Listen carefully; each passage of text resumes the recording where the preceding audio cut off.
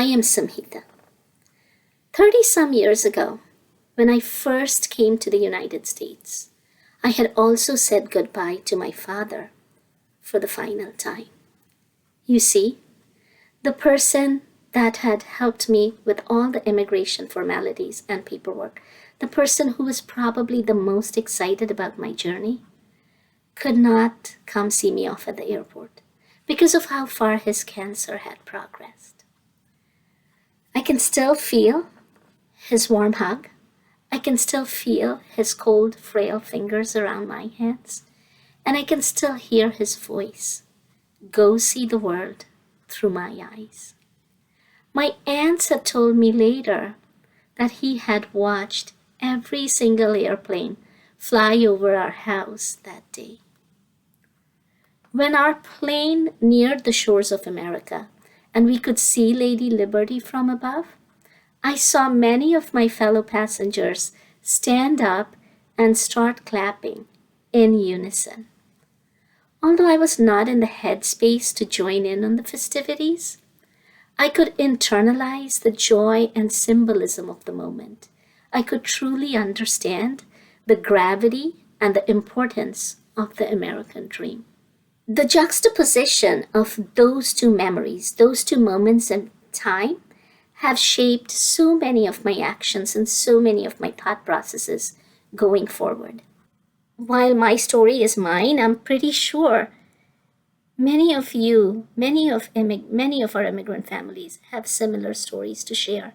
Your story could be funny, silly, scary, happy, sad.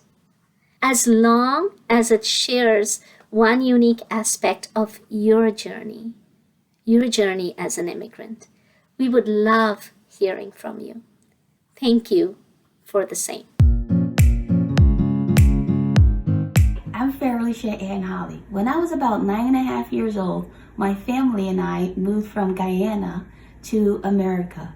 We settled in a city called Bethlehem. Bethlehem is located in Pennsylvania. And as a little girl, my infatuation and my American dream actually was coming to America and being able to have as much chocolate as I can possibly have. And with my luck, the Hershey chocolate plant wasn't too far away, actually an hour and a half or so from Bethlehem, Pennsylvania. So my childhood dream of being able to eat as much chocolate did come true. But that was just one of my many dreams of coming to America that has come true. I've been able to have a wonderful education, meet many great people, and grow my family. So I am so thankful to my grandmother for sending for my family and I so we can be a part of the American dream story. Hi, I'm Anamit Bhattacharya. I was born in India and immigrated here in 1975 with my parents when I was just a 6-month-old infant. For me, I think the main immigrant experience was growing up as a kid in the 80s and early 90s when you did not have any intercultural understanding like we do today.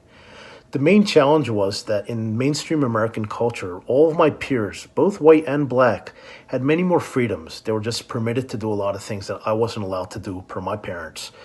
So as the only person in the area of Indian origin all the way up to the age of 12 and pretty much the rest of my school life, I was pretty much the only one amongst my immediate peers. I spent a lot of my childhood sort of without many friends, kind of left out, if you will, simply because I wasn't allowed to do the same things that the other kids could do. In addition to that, and this may or may not be slightly connected, I dealt with a good degree of bullying growing up, and this is in a time when you didn't have safeguards and anti-bullying sentiments like you do today. It was sort of tolerated, and I kind of smile when I think about this because we actually had both black and white kids from different pockets of the community who typically weren't close, they weren't friends, but they would come together to pick on me. So I had to almost feel good about it for a split second that I actually united these people. Problem was they were uniting to throw rocks at me when I'm trying to get home, so that wasn't too much fun. But I am able to just take it in stride today because I can honestly say that throughout my adult life, I've lived a golden dream for the most part, this experience of being an Indian American immigrant in the U.S., and I wouldn't trade it for the world. So thank you for listening. I look forward to sharing more. My name is Waldo Alvarado, and I came to the US in 1989, many months ago. My funny story is that when I decided to go through the process to become a citizen, it took me about 12 years to do what they call the change of the status from non immigrant worker to permanent resident and then naturalized citizen. And the funny part is that when I was ready to take my citizenship test, I went to Philadelphia. It was a very brief and short interview. And when I came out of the interview, my little son said, "Dad, I can't believe you waited for 12 years to take a 12-minute test to become an American citizen."